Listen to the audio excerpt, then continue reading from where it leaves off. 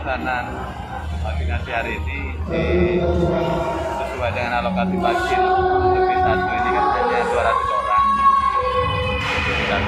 Jadi alokasi vaksin kita yang ada sekarang ini itu diperuntukkan untuk vaksin kedua.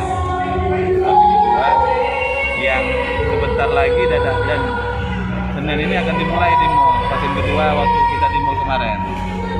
Vaksin kedua kemarin. Jadi memang untuk B1 ini sangat alokasi vaksin masih terbatas.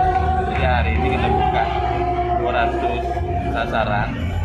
Kita hanya menyediakan 20 pial. 20 pial ya. Ya, untuk alokasi vaksin. Dan untuk masyarakat yang belum, mungkin kita harapkan bersabar karena memang alokasi vaksin kita yang masih terbatas. Mudah-mudahan ke depan apabila kita dapat alokasi vaksin lagi ya kita lakukan vaksinasi ke satu lagi. Tadi seperti dibubarin sama polisi ya? Sebenarnya bukan dibubarin, itu tuh karena kita keterbatasan alokasi vaksin sehingga kita batasi 200 sasaran. 200 sasaran. Yang sudah datang ke sini Itu suruh pulang. Ya, karena memang inti dari vaksin ini kan tersedianya vaksin. Kalau vaksin tidak ada, tidak bisa kita lakukan vaksinasi kan itu.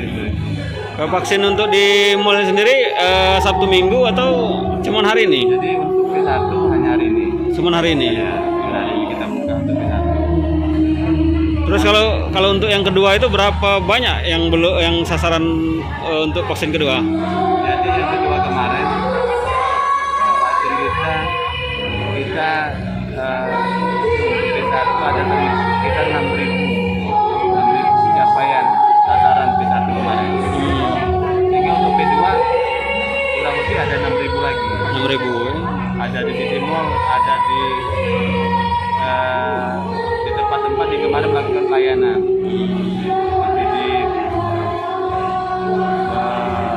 Polsek Timur, di Rumah Sakit Stamina, di Puskesmas kemarin pelayanan.